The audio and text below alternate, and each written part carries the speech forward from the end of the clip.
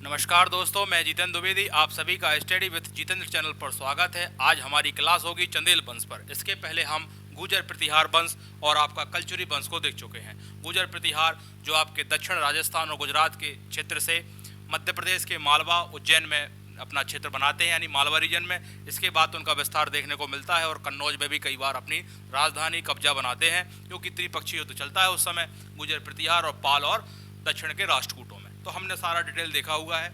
इसके बाद हमने कलचुरी वंश पर भी क्लास ली है, जिसमें बताया है कि कलचुरी वंश की हमने 3 शाखाओं में कलचुरी वंश को देखा है। पहली शाखा हमें महेशमती मिली।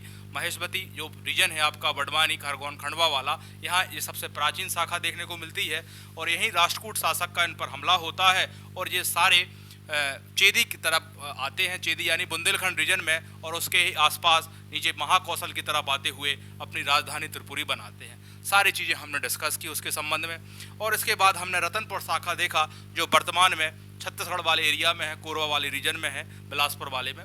तो सारी चीज़ें हमने देखी मध्य प्रदेश से संबंधित। अब चंदेल वंश की बात आती है तो हम इनमें देखेंगे, इनका क्षेत्र देखेंगे।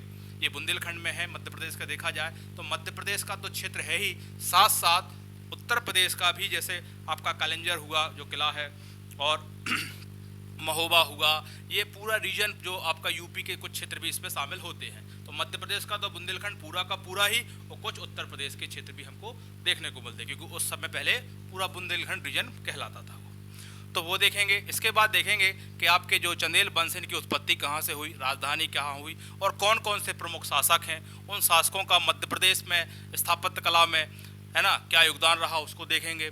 यहाँ तक ये देखें, खजुराहो के मंदिरों का निर्माण में चंदेल वंश की अहम भूमिका है, और खजुराहो जो आप जानते हैं यूनेस्को की सूची में शामिल है। तो सारे मंदिर देखेंगे।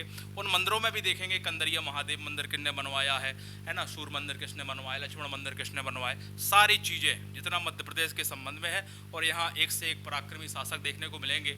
जब महमूद गजनवी का आक्रमण भारत पर हो रहा था, तो उस समय तत्काल स्थिति में केवल चंदेल वंश के विद्याधर ही एकमात्र शासक थे जिसने उसको रोकने का प्रयास किया। बाकी सारे राजा उस समय हार रहे थे। वो सारी चीज़ें डिस्कस करेंगे हम। यहाँ हम गुर्जर प्रतिहार शासक का भी जिक्र करेंगे, राज्यपाल का जो महमूद गजनवी से युद्ध ना करने की वजह से, मतलब मैदान छोड़कर भाग गया था, भगोड़ा था, उसको विद्याधर ने कैसे मारा, सारी कहानियाँ हम आपको यहाँ स्पष्ट करेंगे। क्लास लंबी है कि उसमें शासक बहुत सारे हैं, इसलिए हम तुरंत कंटिन्यू करते हैं क्लास को। आप हेडिंग डाल लें कलचुरी चंदेल वंश, क्योंकि आज हमारी क्लास किस पे है, चंदेल वंश पर है।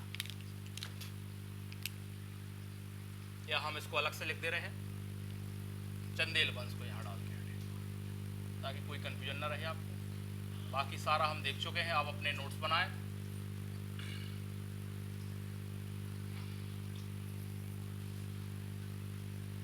चंदेल वंश,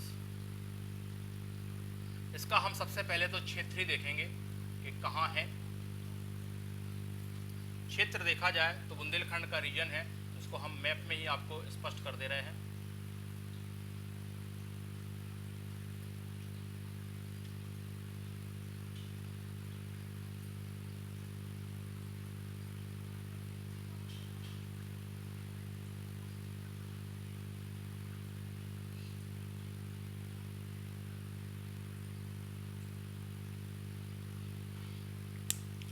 ये रीजन आप देखें, यहाँ वाला ये पूरा रीजन तो मध्य प्रदेश के बुंदेलखंड का रीजन में आ गया आपका। तो ये क्षेत्र तो थे ही उसके पास।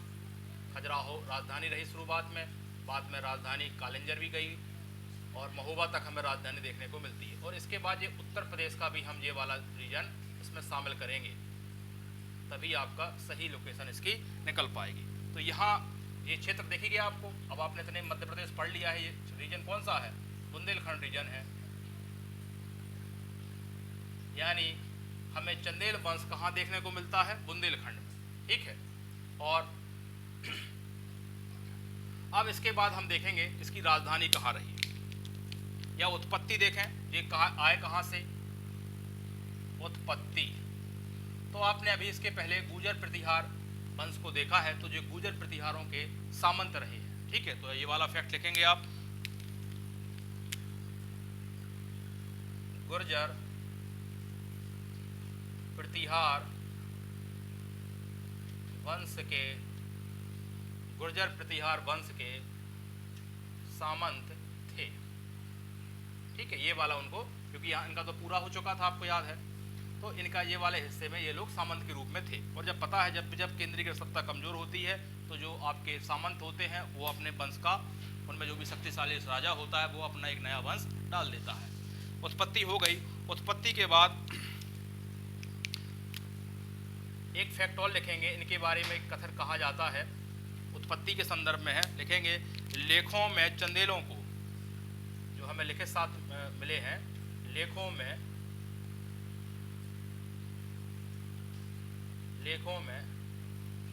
चंदेलों को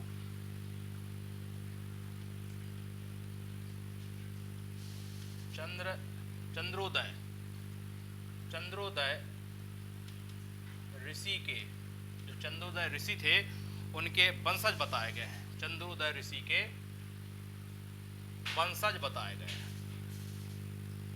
वंशज बताए गए हैं। तो ये दो फैक्ट आपने जाना इनकी उत्पत्ति के संबंध में। ठीक है, अब हम राजधानी पर विचार कर लेते हैं कि इनकी राजधानी कहाँ होगी। ठीक है, यदि हम राजधानी मैप में देखें तो यहाँ खजुराहो राजधानी देखने को मिलेगी आपको, छतरपुर जिले में, तो खजुराहो।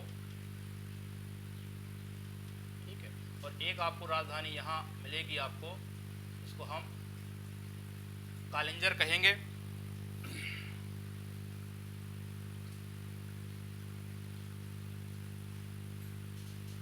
ठीक है, और महोबा भी राजधानी बनाई गई है। तो आप फिर भी दो राजधानियां देखें, यहाँ आगे हम बताएंगे। अब यहाँ हम सब हेडिंग डालते हैं राजधानी, तो लिखेंगे खजुराहो और बाद में कालिंजर।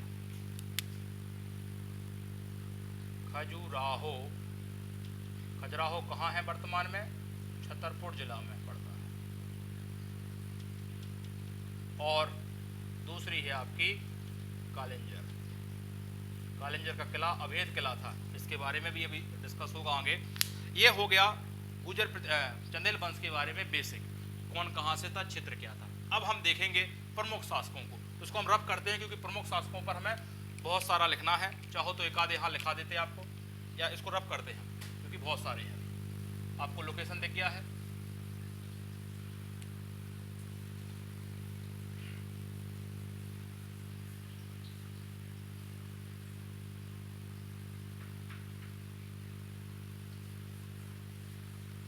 बहुत सारे इसमें प्रमुख शासक हैं जिनको हमें डिस्कस करना है, तो इसको हम यहाँ एक सब हेडिंग डालते हैं, प्रमुख शासक।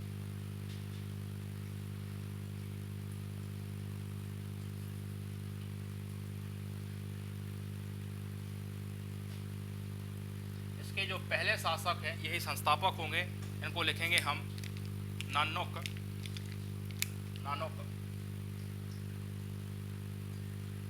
और चंद वर्मा भी देखने को मिलता है किताबों में हमें, तो कन्फ्यूजन नहीं होंगे, यही है वो।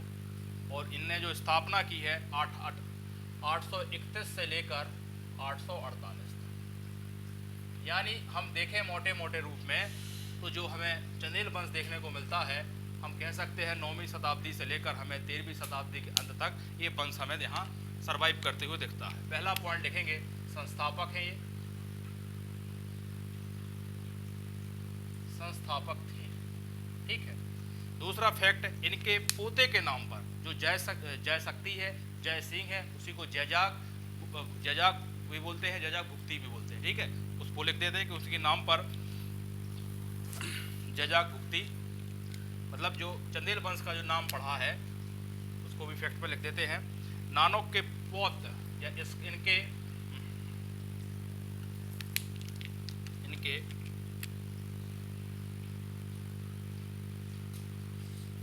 पौत्र जय सिंह, या इसी का एक अन्य नाम था जय शक्ति, इनके पौत्र जय सिंह, जय शक्ति या जयजा था, या उसको जयजा भी बोलते हैं, या जयजा था, जिसके नाम पर जिसके नाम पर इस वंश को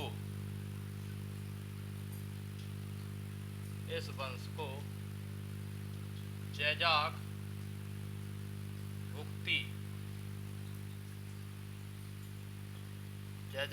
भुक्ति के चंदेल कहा जाता है।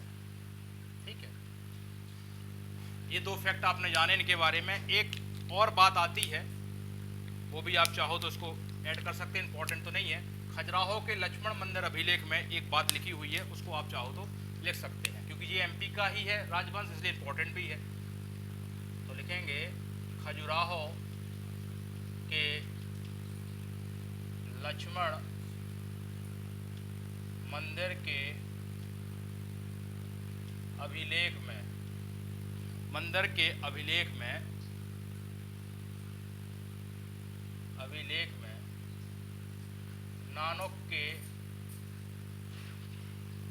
नानक के आदेश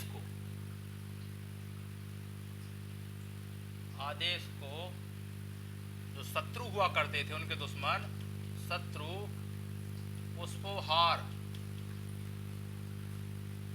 शत्रु पुष्पोहार की भांति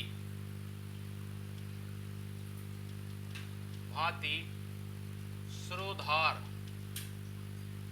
करते थे। मतलब इतने इनकी शक्ति का वर्णन लिखा है उसमें, करते थे।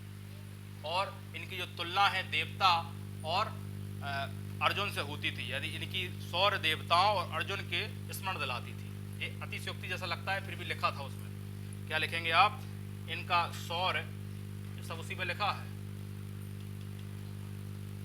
इनका शौर्य देवता और अर्जुन का स्मरण दिलाता था। ठीक है, तो ये तो हो गया नानक के बारे में, जो संस्थापक हैं। इसके बाद हमें जो दूसरे शासक देखने को मिलते हैं, इनके पुत्री है, उनका नाम है वाकपति। कौन है ये? पुत्र हैं नानक के। अभी पुत्र आएंगे, और इनका समय देखा जाए तो 848 ईस्वी से इनका जो समय रहता है वो 865। ठीक है, इनके बारे में फैक्ट लिखेंगे आप। इनके बारे में कई बार कथन आ जाता है, जैसे ये वाला कथन आ जाए तो इनको भी लोग ये इसे क्या कहते हैं, इसका भी कथन है, इसे लिख लें आप। प्रजा को आनंद देने वाला, सुंदर,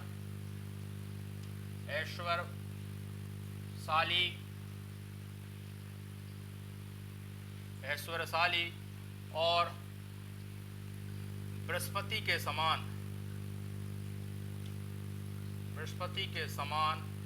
कैसा थे? बृहस्पति के समान और विनयी कहा गया। अब कई बार आ सकता है कि ये वाला सेंटेंस आ जाओ, किस शासक को कहा जाता है, ठीक है ना, फिर भी उतना इंपॉर्टेंट नहीं है। अब एक फैक्ट और लिख लें जो आ सकता है। विंध्यगिरि को वाकपति की क्रीड़ा स्थली बताया गया है। विंध्यगिरि को वाकपति की क्रीड़ा स्थल या स्थली कह सकते हैं, स्थल बताया गया। ठीक है, क्योंकि आपका विंध्याचल का रेंज दिखता ही है, बताया गया। तो आपने अभी तक दो शासक देखे, एक तो आपने संस्थापक देख लिया, उनका पुत्र वाकपति देख लिया। अब आएंगे वाकपति के पुत्र, दो पुत्र होते हैं इनके, इनको हम नानक के पौत्र भी कहेंगे, जिसके नाम पर जैजाक भुक्ति वंश पढ़ा है, तो अब उनको देखेंगे हम। इस वंश में काफ़ी शासक है, लंबा समय चलेगा, तो थोड़ा थोड़ा इंपॉर्टेंट फैक्ट्स हम वैसे ही लिखा रहे हैं, आप उनको ध्यान में रखें।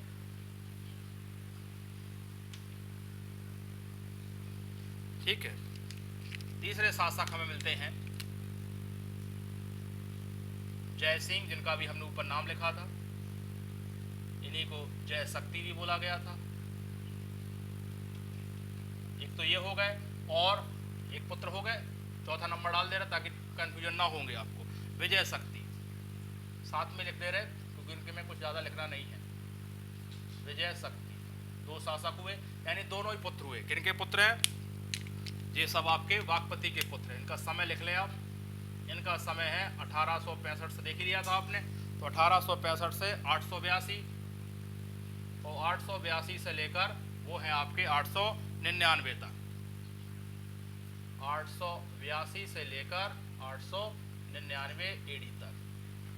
एक ब्रैकेट में लिख लो, दोनों ही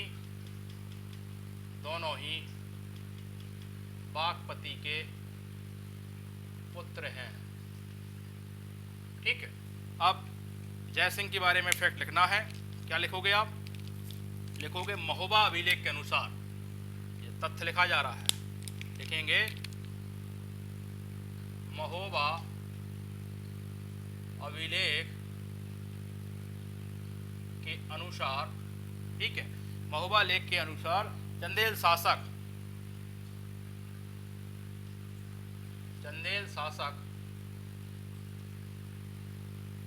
जय सिंह है, जय सिंह के नाम पर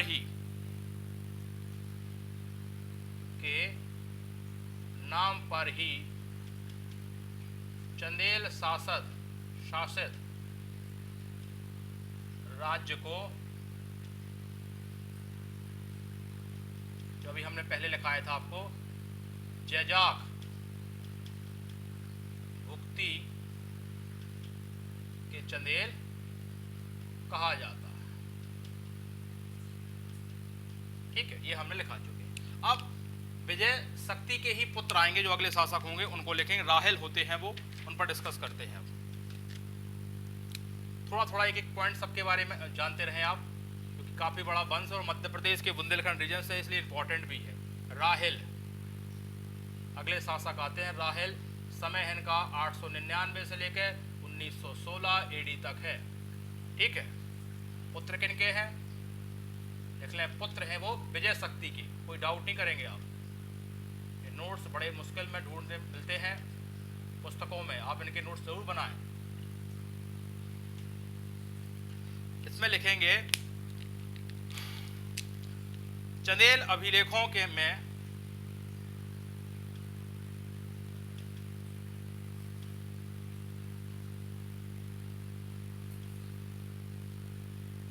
चंदेल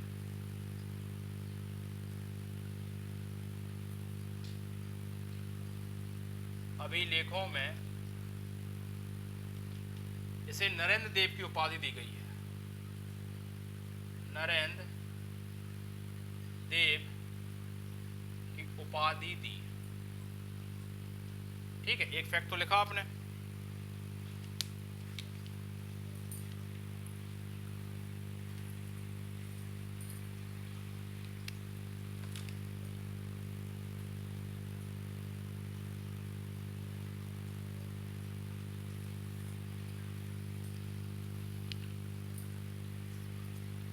ठीक है, दूसरा लिखें आप, यहां तक लिख लिया, इनको उपाधि दी गई है नरेंद्र देव, कहा?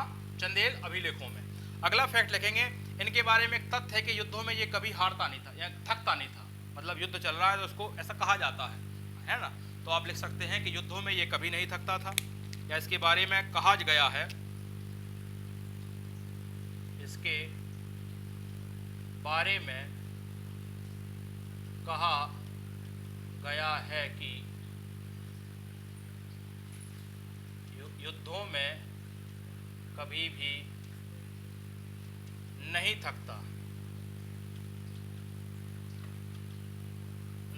था। ठीक है। अब दो फैक्ट जो इनके बारे में इंपॉर्टेंट है वो आपको हमें लिखा दे रहे हैं। इस पर राहेल पे ही लिख रहे हैं अभी आप, है ना, राहेल पे ही लिख रहे हैं।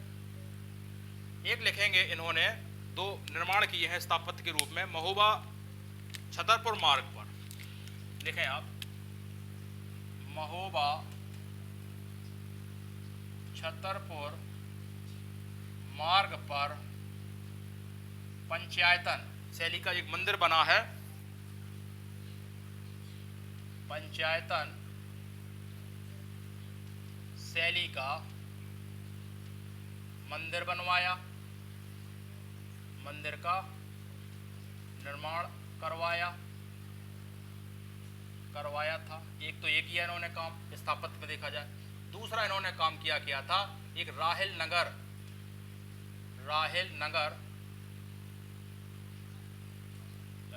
ही क्या कह सकते हैं अपन को, स्थापना कराई है। राहिल नगर का भी निर्माण कराया, नगर का।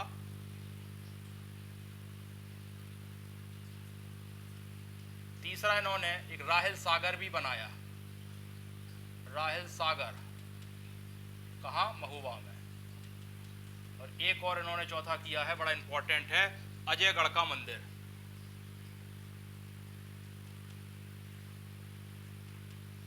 तो ये थोड़ा सा ध्यान रखना है, इनके बारे में 4 महत्वपूर्ण काम है। अब राहिल का पुत्र आता हर्ष, ठीक है। एक एक करके हम सारों के बारे में कुछ इंपॉर्टेंट फैक्ट्स आपको दे रहे हैं यहाँ। एक जगह आप इनको बना लें नोट्स करके, सारे इंपॉर्टेंट है, ज़्यादा नहीं है, बस 2-3 पॉइंट्स है जो छाट कर रखे हुए हैं, इनको ही सीधे आप याद कीजिए। अगले शासक आते हैं हर्ष। हर्ष कौन है, राहिल के पुत्र हैं, ठीक है। तो 5वां शासक आए आपके, 5वां नंबर है, 6वां हो गया शायद, ठीक है, क्योंकि नानक हो गए, नानक के बाद बागपति हो गए, जय सिंह हो गए, विजय सिंह हो गए, और आपके राहिल हो गए। राहिल के बाद आपके ये कौन से हो रहे हैं, 6वां नंबर इनका ही होएगा, हर्ष। इनका 916 तक तो आ ही गए थे, 916 से हमें 925 तक इनको देखने को मिलता है। पहला फैक्ट लिखेंगे, पुत्र है किसका, राहिल का। राहिल के बारे में वो जो निर्माण कार्य किए है ना, उस पर थोड़ा ध्यान रखना आप लोग, ठीक है। अब लिखते हैं पर हर्ष के बारे में। तो खजुराहो लेख में इसको परम भट्टारक कहा गया है, लिखेंगे खजुराहो लेखों में इसे परम भट्टारक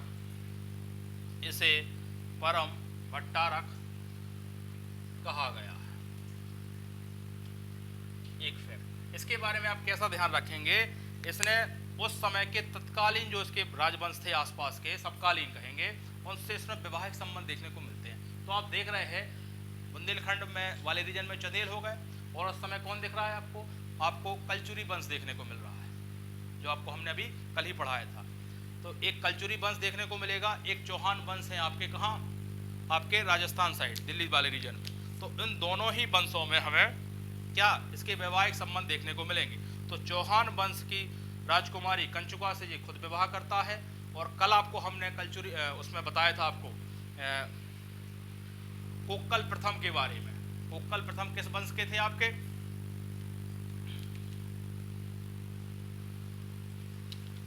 कोक्कल प्रथम हमने कल कहाँ पढ़ाया था, हमने आपको कलचुरी वाले में पढ़ाया था कोक्कल प्रथम। वो वहाँ बताया था कि चंदेल राजकुमारी से इनका विवाह हुआ था, हट्टा देवी का। और हमने ये भी कहा था कि जब हम चंदेल वंश को पढ़ाएंगे तो इसको दोबारा हम वहाँ जिक्र करेंगे। तो बस वही चीज़ें तो याद रखना है। यानी इसके बारे में क्या याद रखोगे आप, इसके समय इसने शादियाँ की थी, एक तो अपनी शादी चौहान वंश में, और चंदेल वंश को क्या कहते हैं आपके कलचुरी वंश के कोक्कल प्रथम को अब राजकुमारी की शादी हुई थी, यानी चंदेल वंश की कुमारी। लिख लें आप इसको। हर्ष ने अपने समकालीन 2 राजवंशों से, हर्ष ने अपने 2 समकालीन राजवंशों में विवाह संबंध हुए थे, विवाह संबंध हुए। पहला क्या होगा, पहला लिखेंगे आप, इसने स्वयं अपना विवाह, इसने स्वयं अपना विवाह चौहान वंश की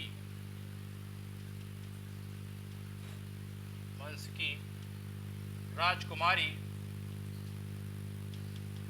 नाम है आप लिख लेंगे डबल कोमा में, कंचुका से किया, कंचुका से किया, ठीक है। इसने मतलब अपनी शादी कहाँ कर ली, चौहान वंश में। और वहीं देखेंगे आप, तथा अपने वंश की कन्या तथा अपने वंश की कन्या, इसका नाम हमने कल आपको हट्टा देवी बताया था और कई किताबों में नट्टा भी लिखा होता है, इसलिए आप डाउट नहीं करेंगे। हट्टा नट्टा देवी का विवाह कलचुरी शासक किससे किया है? उक्कलम प्रथम से, आपका उक्कल प्रथम से। इनके बारे में हम कल पढ़ा चुके हैं प्रथम से, और ये भी कहा था कि हम इस बारे का डिस्कशन चंदेल वंश में करेंगे। ये आपने हर्ष देखे, हर्ष के बाद यशोवर्मन आते हैं अगले शासक। ठीक है, धीरे धीरे हम सारे शासक करा रहे हैं, उनके संबंध में जो भी इंपॉर्टेंट, इनके संबंध में तो सरल है, इनको वैवाहिक संबंध भर देखना है और परम भट्टारा की उपाधि दी गई है। ठीक है, और राहेल के में आप वो निर्माण देख लीजिए, पंचशैली का मंदिर बनवाया है, अमरकंटक का मंदिर, राहेल नगर की स्थापना और राहेल सागर की स्थापना कराई है। तो अगले शासक हमें 7 नंबर के मिलते हैं यशोवर्मन। यशोवर्मन, ठीक है। अब यशोवर्मन में देखा जाए तो इनका जो टाइम पीरियड है 925 से, इन्होंने 25 वर्ष शासन किया है, 925 से 950 एडी के मध्य। ठीक है, इनके संबंध में कुछ फैक्ट लिखते हैं, चलिए देखिए।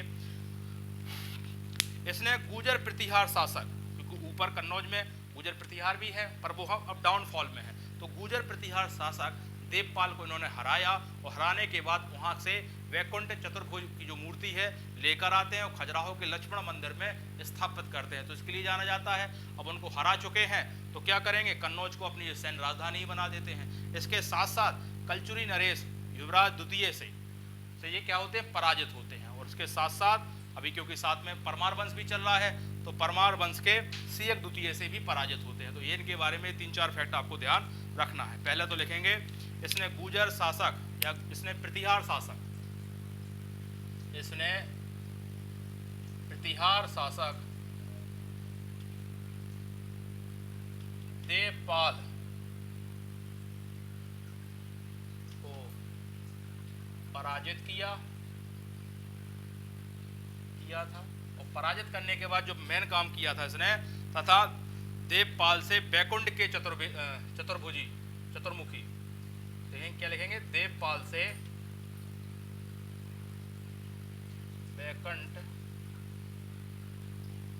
वैकुंठ चतुर्भुज मूर्ति,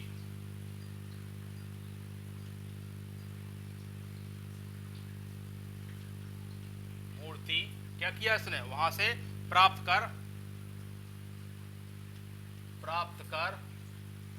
खजुराहो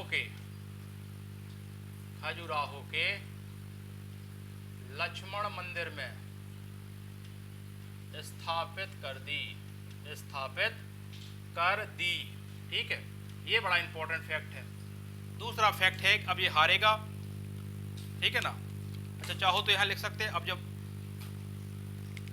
एक फैक्ट और लिख लें आप अभी, अब क्योंकि देवपाल के बाद महिपाल हमें शासक देखने को मिलेंगे तो उसमें भी इसका, उनको भी ये क्या करता है, कलिंजर किला जीत लेता है और उसको सैनिक राजधानी बनाते हैं। पर इसके पहले एक फैक्ट जरूर लिखेंगे, ये कलचुरी शासक से पराजय हुआ है। लिखेंगे कलचुरी शासक देवराज द्वितीय, कलचुरी शासक युवराज द्वितीय से और परमार शासक, अब इसकी अगली क्लास में हम परमार शासक भी पढ़ाएंगे, शासक सियक द्वितीय से भी पराजित हुआ, यानी परमार शासक से पराजित हुआ और कलचुरी शासक से भी पराजित हुआ। अब एक लास्ट पॉइंट लिख लें, गुजर प्रतिहार शासक महिपाल से ये कलिंजर का किला जीतता है और सैनिक राजधानी बना देता है।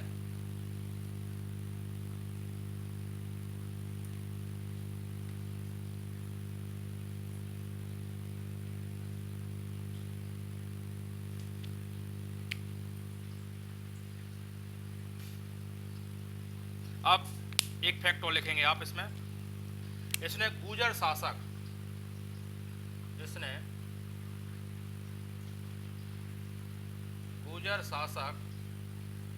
महिपाल से देखो महिपाल वहां भी हारा था, राष्ट्रकूटों से भी। महिपाल शासक से कालिंजर, मतलब इनका कालिंजर किला पर अधिकार हो रहा है, कालिंजर किला को जीत लेता है और उसे सैनिक राजधानी बना देता है। ठीक है ना, अभी पूरी राजधानी नहीं बनाई, केवल सैनिक भर की सैनिक राजधानी बनाई, क्योंकि इसके आने वाले शासक बनाएंगे उसको राजधानी बनाई, सैनिक राजधानी बनाई। तो आपने यशोवर्मन में जाना, मुख्य इनमें क्या ध्यान रखना है, देखो याद कैसे करेंगे आप, क्या देखोगे, यशोवर्मन देखा, यशोवर्मन में देखोगे कि इन्होंने जो मेन काम किया है, इन्होंने गुर्जर प्रतिहार शासक देवपाल को हराया, वहां से वैकुंठ चतुर्भुज मूर्ति को वहां से लेकर आए, खजुराहो के लक्ष्मण मंदिर में क्या किया, स्थापित कर दिया, ये हुआ काम। दूसरा, जब उसी वंश में या गुर्जर प्रतिहार में महिपाल आए तो उनसे कालिंजर किला जीता और उसको अपनी सैनिक राजधानी बनाया। इसके साथ साथ ये परमार शासक सियक द्वितीय और परमार शासक सियक द्वितीय और कलचुरी शासक आपके युवराज द्वितीय से पराजित होता है। तो दोनों चीजें ध्यान रखना है ना। अब 8वें जो इंपॉर्टेंट शासक आने वाले हैं दंग, दंग आएंगे, फिर गंड आएंगे, फिर इसके बाद विद्याधर आएंगे, फिर अजयपाल आएंगे, है ना। ये सारे धीरे धीरे आप याद करें, क्योंकि ये मध्य प्रदेश के हैं और बुंदेलखंड रीजन से है, तो इनके बारे में संभावना ज्यादा है। 7वां लिखेंगे आप जो शासक आए, वो काफी लंबे समय तक रहे, दंग, और इनका समय ही देख लें आप, 950 से रहते हैं और 1002 AD तक रहते हैं, यानी इनका जो समय है 2008 तक, लगभग 58 साल हमें इनका शासन देखने को मिलता है। तो ये इनके बारे में इंपॉर्टेंट भी पहली लाइन है। अभी तक जो चंदेल हैं वो अभी उतने स्वतंत्र रूप से नहीं बन पाए, तो इनके में लिखेंगे चंदेलों की वास्तविक स्वतंत्रता के जन्मदाता थे। क्या लिखोगे आप, चंदेलों की वास्तविक स्वतंत्रता के या वास्तविक स्वतंत्रता के या स्वतंत्रता के जन्मदाता थे। ठीक है, अब और फैक्ट लिखेंगे। इन्होंने क्या किया, दंग ने, ग्वालियर में एक शासन चल रहा था, ग्वालियर में कच्छप घात शासक थे ब्रजदामा, तो लिखेंगे इन्होंने ग्वालियर के, अभी हम ये वाला वंश भी पढ़ेंगे, है ना, इन्होंने ग्वालियर के, इन्होंने ग्वालियर के कच्छप घात, इसी को कछवाहा वंश भी कहते हैं ना, कच्छप घात शासक ब्रजदामा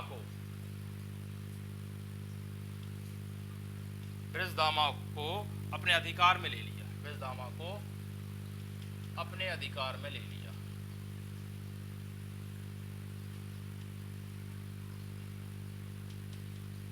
ठीक है, एक इंपॉर्टेंट फैक्ट है जो सबसे इंपॉर्टेंट है, क्योंकि इन्होंने महोबा को राजधानी बनाया। तो प्रश्न आ सकता है कौन सा चंदेल शासक है जिसने महोबा को राजधानी बनाया, तो क्या लिखोगे, इसने ही महोबा को राजधानी बनाया। प्रश्न तो ये भी हो सकता है कि चंदेलों की कितनी राजधानियां थी, खजुराहो, कालिंजर, महोबा, इस तरीके भी प्रश्न बन सकता है, बनाया था। ठीक है, अब इसके बाद लिखेंगे इसने हिंदू शाही शासक जयपाल को, एक हिंदुओं का संगठन बना था, जो भी हिंदू राजा थे वो मदद कर रहे थे उत्तर पश्चिम के राजाओं को, क्योंकि वहां से हमले हो रहे थे, है ना, तुर्कों के। तो लिखेंगे इसने हिंदू शाही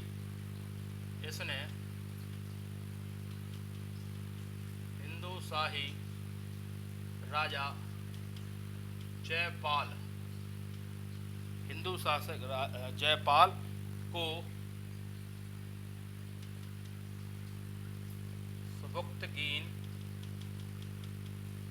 सुबुक्तगीन के विरुद्ध सैन्य सहायता दी, सुबुक्तगीन के विरुद्ध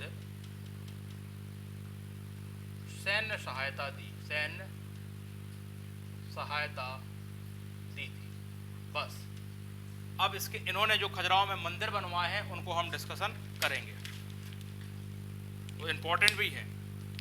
इन्होंने कई मंदिर बनवाए थे खजुराहो में, तो लिखेंगे इसने खजुराहो में, अच्छा खजुराहो में बौद्ध वाले मंदिर एक भी नहीं है, खजुराहो में जैन के हैं, वैष्णव वाले हैं, शिव वाले हैं। खजुराहो में कौन कौन से मंदिर बनाए उनका लिख लें आप। पार्श्वनाथ,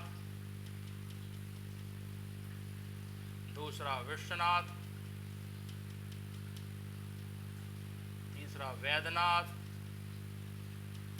ठीक है, और एक और बनाया था जिन्नाथ। इसमें जो वैश्वनाथ है वो शिव का है, ठीक है, इसको लिखें शिव जी का है, तो ये इनमें ध्यान रखना, बाकी जैन धर्म से संबंधित है। तो ये तो उन्होंने मंदिर बनवाए।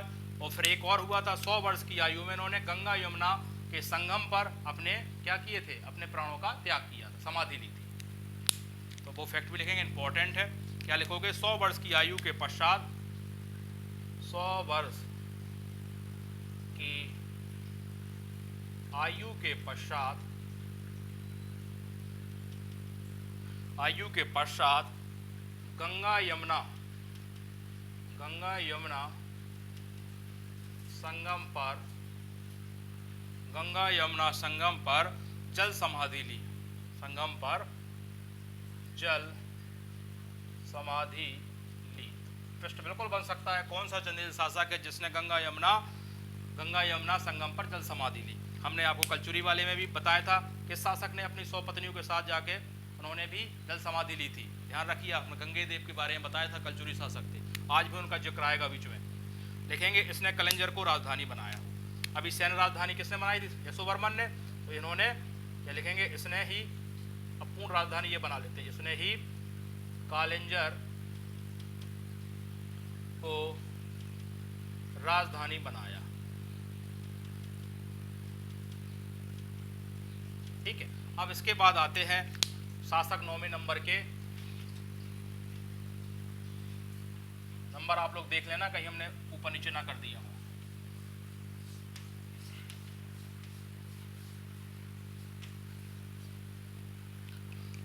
नौवें नंबर के शासक आएंगे, इनके ही पुत्र होंगे गंड, ठीक है, और ये रहेंगे आपके 2 से लेके, वहां हमने 8 कर दिए तो शायद आप 2 कर लेना। एडी कौन है, पुत्र हैं इसके, दंग के।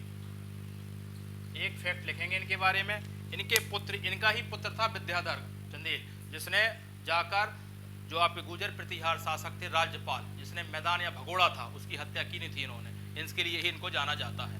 तो लिखेंगे इनके पुत्र विद्याधर द्वारा, इनके पुत्र विद्याधर द्वारा ही प्रतिहार शासक या भगोड़ा प्रतिहार शासक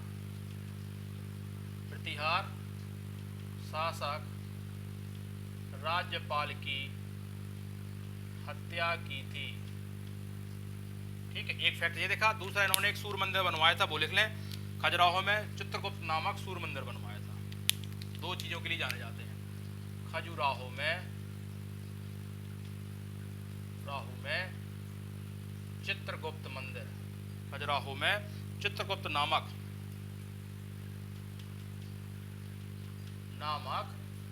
सूर्य मंदिर बनवाया था। ध्यान रखना, जितने सारे जो हम लिखा रहे हैं, किसने मंदिर बनवाया, किसने कौन से, इसके पहले दंगन, इसके जो पिताजी ने कितने मंदिर बनाए, सारे लिखा दिए हमने आपको, ठीक है। अब अगले शासक आएंगे आपके विद्याधर, इसी का लड़का है, 10वां शासक हो गया आपका विद्याधर। समय लिखा जाए 800 से लेके 1030 एडी के मध्य। पुत्र है, इसका है, ठीक है। अब हम इसको आप गंडदेव भी लिख सकते हैं, ठीक है ना, पूरा नाम लिख रहे हैं। अब इनके बारे में लिखेंगे, इसके शासन काल में चंदेलों की जो शक्ति थी वो अपने चरम स्तर पर थी, समझ गए, मतलब जो चंदेल वंश का भी देख रहे हो, सबसे महत्वपूर्ण शासक है, चरम पर थी। यहाँ तक कि महमूद गजनबी उस समय कोई भी तत्कालीन राजा उसको हराने में सक्षम नहीं था। इन्होंने ही उस पर, क्योंकि बुंदेलखंड पर 2 बार हमले होंगे, यही प्रतिरोध करता है, इसको रोकने का प्रयास करता है, ठीक है। तो क्या लिखेंगे, इसके शासन काल में चंदेलों की शक्ति चरम सीमा पर पहुंच गई। इसके शासन काल में चंदेलों की शक्ति अपने चरम सीमा पर पहुंच गई। इसके बाद फिर देखने को नहीं मिलता है। और देखो जब पहुंच गई हम लिख रहे हैं तो इसने परमार शासक किसको हराता? भोज को। भोज कितना शक्तिशाली राजा है और कलचुरी में गंगदेव जैसे शासक को हराता है। तो लिखेंगे इसने, क्योंकि इसके नीचे ही लिखे, इसने परमार शासक भोज, परमार शासक भोज और कलचुरी शासक गंगदेव पर कल हम बताए, खूब लेक्चर दिया हमने। कलचुरी शासक गंगदेव को पराजित किया। ठीक है, ये देखा आपने। इसके बाद देखेंगे गंगदेव, विद्याधर ने, हाँ इसमें लिख ले, एक पॉइंट और बन जाएगा भी यहाँ। विद्याधर के सामंत थे, क्योंकि आप देख रहे हैं ग्वाली के कच्छप घात वंश पर दंग ने क्या कर लिया? अपने अधिकार में ले लिया, यानी वो चंदेलों के अधिकार में है। इसको कछवाहा वंश भी कहते हैं। तो उसके सामंत ही हुए अर्जुन पाल। ये अर्जुन पाल ही जाकर हत्या करता है गुर्जर प्रतिहार शासक राज्यपाल की, है ना। विद्याधर तो जाता है साथ में राजा के रूप में, परंतु मारता कौन है? वो मारता है अर्जुन। वो फैक्ट लिख लो आप, क्योंकि अब एमपी की हिस्ट्री पढ़ रहे हैं तो आपको ज्यादा चीजें जानना होगी। तो लिखेंगे विद्याधर के सामंत,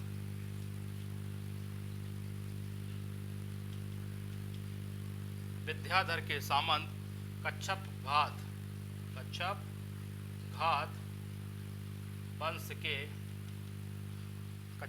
वंश के शासक अर्जुन ने ही प्रतिहार शासक राज्यपाल को मारा था।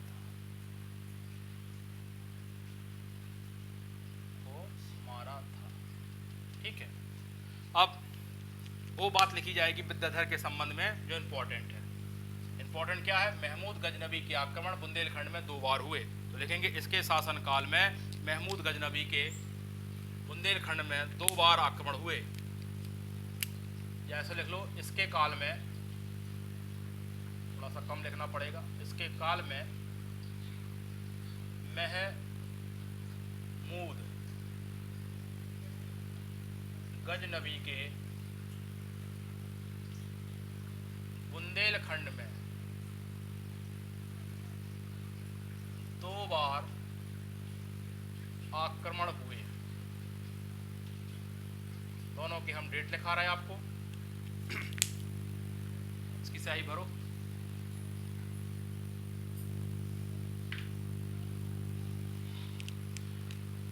दोनों बार आक्रमण होते हैं। तो प्रथम बार की डेट लिख लो आप, और द्वितीय बार।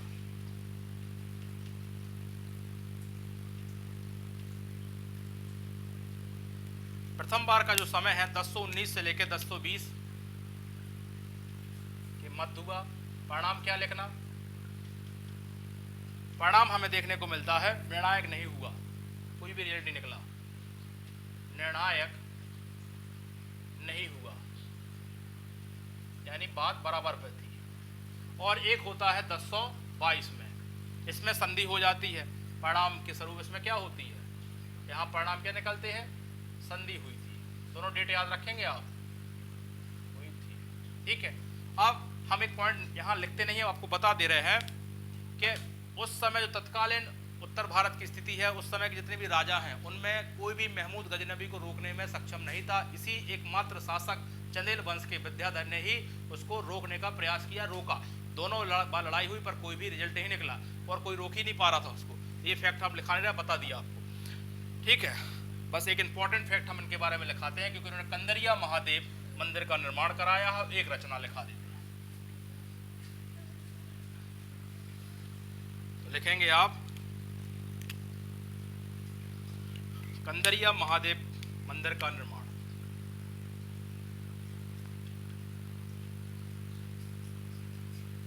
महादेव मंदिर का निर्माण कराया। इस मंदिर की खास बात क्या है, जितने भी खजुराहो में मंदिर बने हैं, मंदिर समूह जितने भी वहाँ मंदिर समूह बने हैं, सबसे बड़ा मंदिर यही है। तो लिखेंगे मंदिर समूह में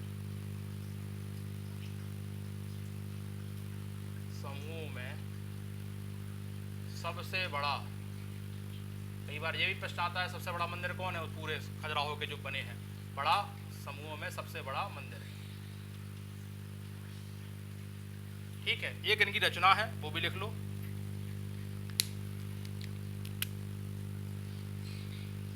रचना लुगात ए हिंदवी, लुगात ए हिंदवी।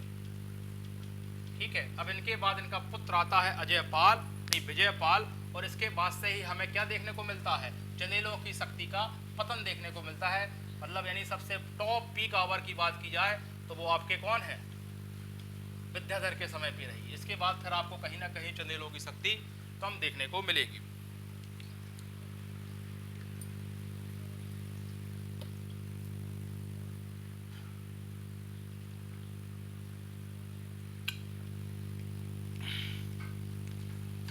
लिखें इनके अगला शासक लिखेंगे हम 11 नंबर विजयपाल, पुत्र है इनका विजयपाल हुए आपके, और इनका समय देखा जाए 1030 से लेकर 1050 एडी के मध्य में देखने को मिलता है। विजयपाल हुए, पुत्र किनके हैं, विद्याधर के। और सबसे बड़ी बात यह है कि ये एक अपने कमजोर शासक सिद्ध हुआ। यह एक कमजोर शासक सिद्ध हुआ। यानी अब क्या होंगे, चंदेलों की महाविरासत की रक्षा करने में असमर्थ हुआ, और इसके बाद चंदेलों का पतन प्रारंभ हो जाता। सीधा आप यही लिखते हैं। इसके बाद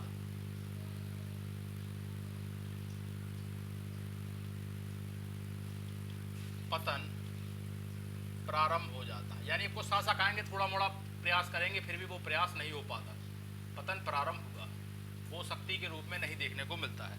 इसके बाद इसका पुत्र आता है देववर्मा, तो इसको 12 लिखें आप।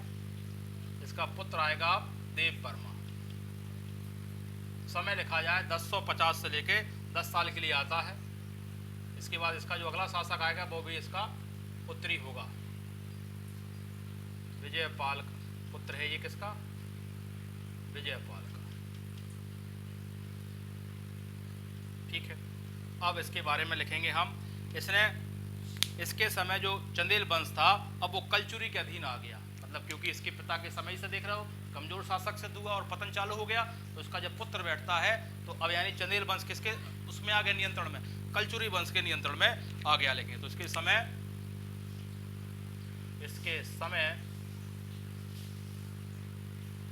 चंदेल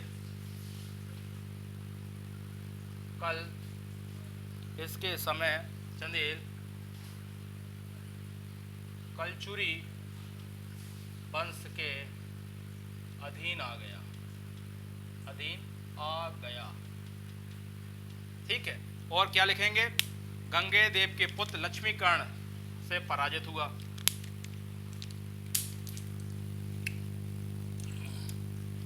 क्या लिखोगे आप, गंगे देव ये कलचुरी वंश का शासक था, जिसके बारे में कल अलबरूनी ने इसका विस्तार वर्णन किया था कि डाहल वाले क्षेत्र में इसका शासन था। सारी चीजें बता चुके हैं, सोने के सिक्के चलवाए थे और उस पर लक्ष्मी की बैठी हुई प्रतिमा थी। ये सारी चीजें हमने पिछली क्लास में डिस्कस कर ली थी।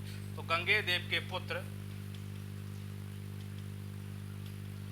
लक्ष्मीकर्ण बताया था इसके बारे में, ये अपने आप को मध्य भारत का नेपोलियन कहता था, लक्ष्मीकर्ण से पराजित हुआ। क्योंकि अब चंदेलों को क्या देखने को मिल रहा है, आपको इनका डाउनफॉल देखने मिल रहा है। भले इसके बाद इसका एक और बच्चा आएगा, मतलब ये तो बड़ा बेटा हो गया, एक और आने वाला है देववर्मा के बाद, आने वाले हैं आपके कीर्ति वर्मन, जो कि विजयपाल के ही छोटे लड़के हैं। काफी बड़ा टॉपिक था, फिर भी हम इसको एक ही वीडियो में करा देंगे आपको। थोड़ा स्पीड बढ़ा के देख लिया करो। 13वां नंबर अब आपके आ गए हैं कीर्ति वर्मन। कीर्ति वर्मन का जो समय देखने को मिलता है 1060 से 1100, काफी समय तक रहते हैं। कौन है तो लिख लें आप, विजयपाल का छोटा भाई, छोटा बेटा, या सीधा लिख लें पुत्र है इसका, विजयपाल का छोटा पुत्र लिख लो आप। ये क्या है, दोबारा प्रयास करता है। जो गजनवी ने कुछ क्षेत्र ले लिए थे संधि स्वरूप में, वो भी लेने का प्रयास करता है ना, यानी, और फिर कलचुरियों से भी अपना क्षेत्र लेने का प्रयास करता है। ये थोड़ा सा फिर से चंदेल वंश को क्या करता है, थोड़ा सा जान डालता है। तो लिखेंगे गजनवी द्वारा विजय क्षेत्र पुनः प्राप्त करता है, गजनवी द्वारा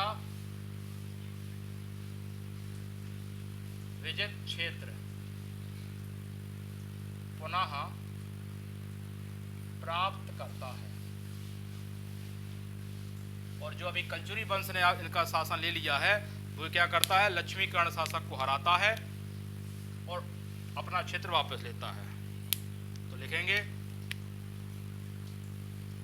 कलचुरी शासक लक्ष्मीकर्ण को पराजित करता है, पराजित किया और अपना क्षेत्र पुनः प्राप्त किया। ठीक है, यानी ये दोबारा फिर से चंदेलों की सत्ता को लाने का प्रयास कर रहा। इसमें एक कवि थे इनके दरबार में, उनका नाम लिखें, दरबारी कवि, उनका नाम लिखे जाएगा, नाम है उनका कृष्णमित्र, और उनकी रचना लिखेंगे आप एक, कृष्णमित्र। रचना इन्होंने लिखी है प्राबोध चंद्रोदय।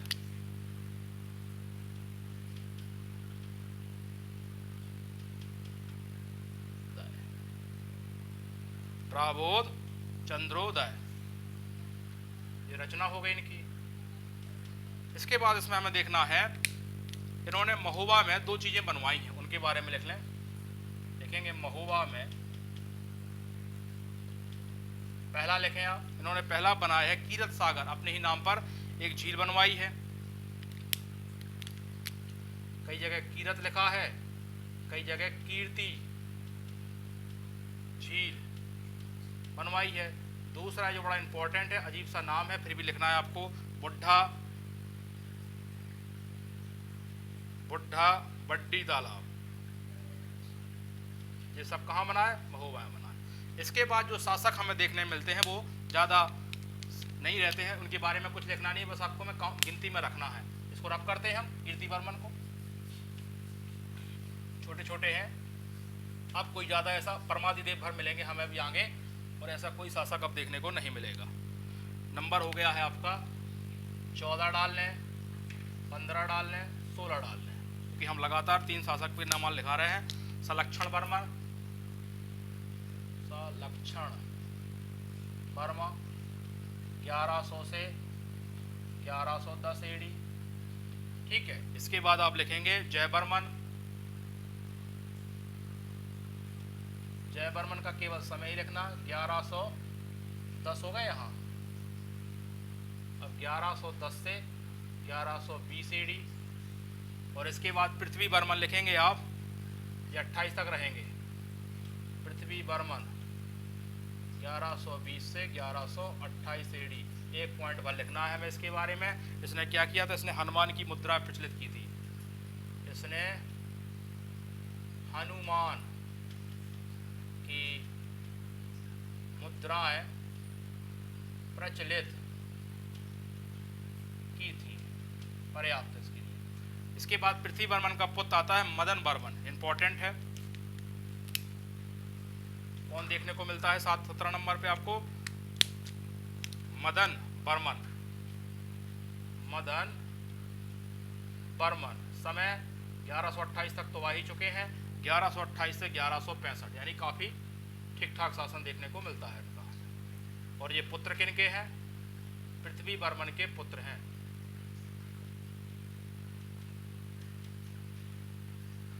ठीक है, इनके बारे में 2 फैक्ट लिखेंगे। इन्होंने पुनः जो चंदेलों की सत्ता, क्योंकि यहाँ तो सब लोगों को तपी रखी है, तो इन्होंने पुनः चंदेलों की सत्ता स्थापित करने का प्रयास किया।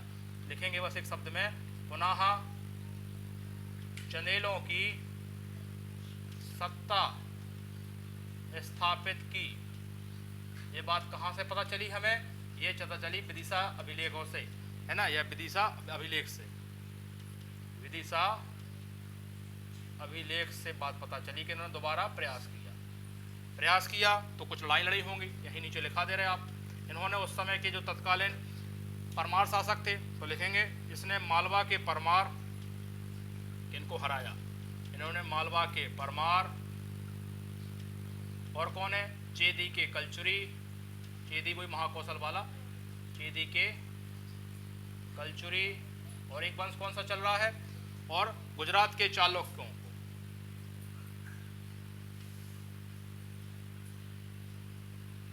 गुजरात के चालुक्यों को क्या किया? पराजित किया।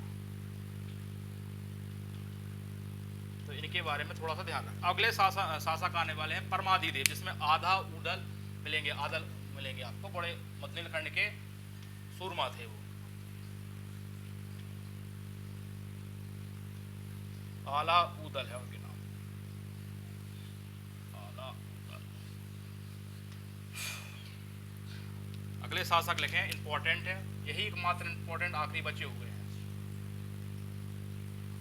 परमादिदेव, पृथ्वीराज चौहान। राय पिथौरा ने रात्रि अभियान किया था इन पर, रात में अभियान किया था, जिसमें आला उदल ने अपनी वीरता पूर्वक लड़ाई लड़ी थी। इसके लिए वो जाने जाते हैं बुंदेलखंड में, उनके गायन होते हैं, आला खंड लिखा गया है। सब चीज़ें हम बताएंगे आपको, पर यहाँ जितना जरूरी होगा वही बताएंगे। ये आपके मदन वर्मा का पौत्र है, ये जो लिखेंगे, बेटा नहीं है, मदन वर्मा का पौत्र है। पहला तो इंट्रोडक्शन यही हो गया। अब इन्होंने क्या किया? तो इन्होंने कलंजर तथा महोबा दोनों को राजधानी बनाया। लिखेंगे इन्होंने कालेंजर और महोबा को राजधानी बनाया। एक तो ये ध्यान रखना है इनके बारे में।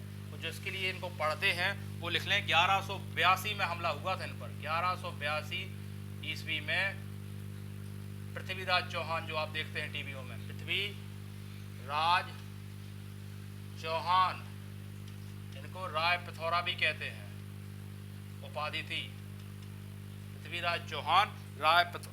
तृतीय थे पृथ्वीराज चौहान, राय पिथौरा उपाधि थी उनकी, ने रात्रि अभियान किया था महोबा पर। रात्रि अभियान किया मतलब रात में हमला किया था,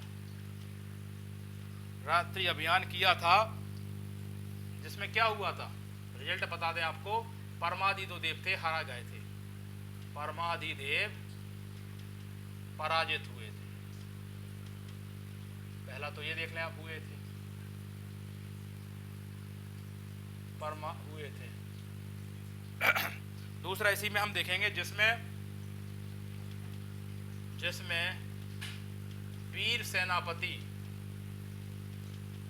ये बुंदेलखंड की शान है, आल्हा उदल, आल्हा और एक आधा थे, दूसरे उदल, आधा उदल ने युद्ध में अत्याधिक शौर्य का प्रदर्शन किया था। ने यहां से लिख दे रहे, ने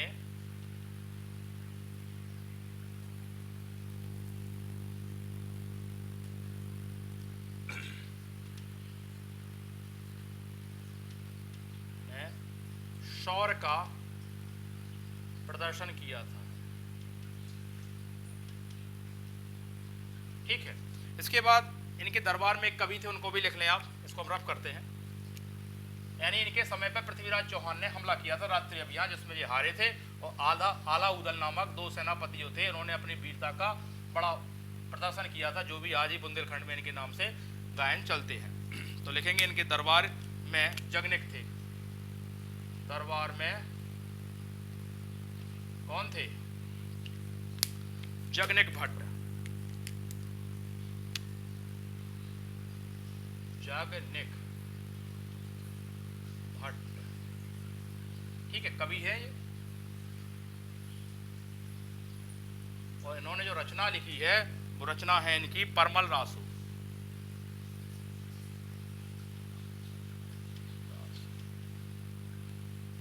ठीक है, बस इतना पर्याप्त है इनके बारे में। फिर एक 1203 में आपके मोहम्मद गौरी का एक सेनापति था कुतुबुद्दीन ऐबक, उसने इनको क्या कर लिया था, इनके क्षेत्र को तुर्कों का शासन स्थापित कर लिया था। तो लिखना चाहो तो लिख सकते हो। 1203 में क्या हो गया था? मोहम्मद गौरी के एक सेनापति, मोहम्मद गौरी के एक सेनापति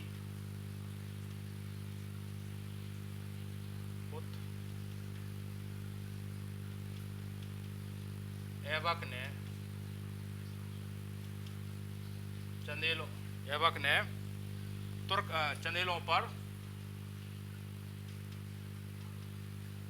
पर तुर्की शासन स्थापित कर दिया। परंतु अभी थोड़ी ही देर बाद अगला शासक आएगा, वो दोबारा इनको हरा लेगा, यानी तुर्कों से अपना, क्योंकि अभी गुलाम वंश नहीं आया है, कुतुबुद्दीन अभी मोहम्मद गौरी का दास है, ठीक है ना। बाद में सब बताएंगे कैसे ये गुलाम वंश के संस्थापकों में रहे, सारी चीज़ें डिस्कस करेंगे। अभी अब अगले शासक पर देखते हैं हम, क्योंकि अभी हम टॉपिक पर हैं चंदेल वंश पर। यदि हम कुतुबुद्दीन ऐबक को और मोहम्मद गौरी को डिस्कस करेंगे तो फिर समय ज़्यादा हो जाएगा। अगले शासक लिखें 19 नंबर के, पहले हम त्रिलोक बर्मन। इन्होंने दोबारा, जो तुर्कों ने अभी इनका शासन लिया है उसको दोबारा जी ले लेते हैं एक बार, और 1203 से लेकर 1245 ईडी तक आ गए हैं। और यहाँ इनको लिखें तुर्कों से पुनः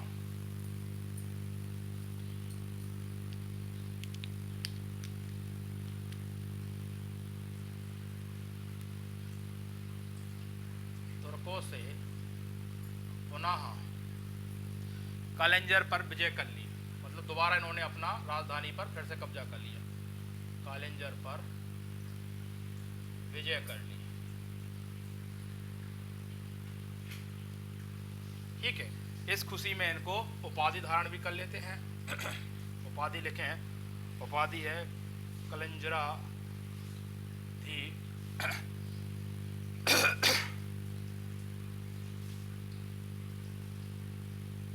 कलंजराधिपति की उपाधि धारण करता है।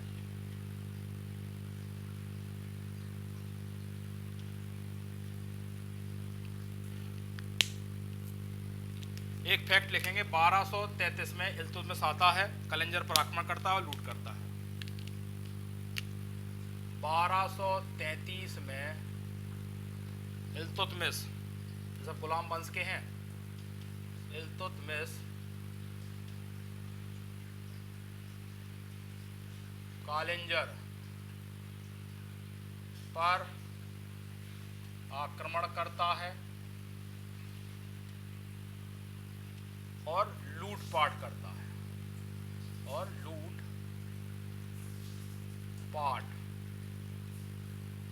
करता है। ठीक है, अब इसके बाद हम जो भी शासक लिखाएंगे वो केवल गिनती भर के लिए होंगे। जैसे 20 लिखें आप, 21 लिखें, 22 लिखें। जैसे आपके वीर वर्मा, भोज वर्मा, वीर वर्मा, भोज वर्मा, और लास्ट में लिखेंगे आप हमीर वर्मा। और ये हमीर वर्मा जो लिखा रहे हैं ये अंतिम शासक है। समय लिखा जाए हमीर वर्मा का जो है आपका 1288 से 1311 तक, और वीर वर्मा इनका देखा जाए, वीर वर्मा का 1245 से लेकर 1285 एडी तक है। तो भोज वर्मा को देखा जाए तो 1285 से लेकर 3 साल रहते हैं, यानी 1288 AD था। और जो हमीर वर्मा है वो अंतिम शासक हैं। और अब क्या होता है, खिलजी वंश का शासन, यानी अलाउद्दीन खिलजी आ जाता है, खिलजी वंश चालू हो जाता है क्योंकि वहाँ तो खिलजी वंश के अलाउद्दीन खिलजी ने इस वंश का शासन समाप्त कर दिया। यही लिख लें आप एक मात्र, अलाउद्दीन खिलजी ने इस वंश का शासन समाप्त कर दिया। तो आपने देखा 22 लगभग हमने शासकों को यहाँ देखा, प्रमुखों को भी देखा, अन्यों को भी देखा। तो सबके, क्योंकि ये मध्य प्रदेश से संबंधित है इसलिए हमने लंबा डिस्कशन कर दिया है। अब आप सारी, जैसे इसमें सबसे मेन किरदार देखा जाए तो विद्याधर चंदेल देखने को मिलता है, क्योंकि इस समय ही चंदेलों की शक्ति अपने सर्वोच्च स्तर पर है।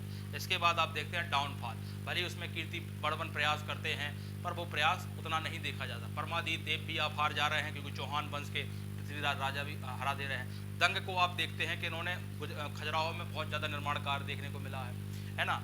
आप शुरुआत में देखते हैं कि जो दंग है उन्होंने खजुराहो का निर्माण वगैरह कराया है, काफ़ी मंदिर बनाए हैं।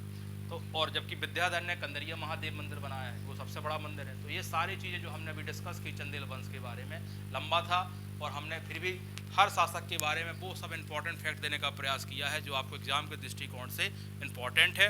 आप उनके नोट्स बनाएं और उसको पढ़ें। आज के लिए धन्यवाद।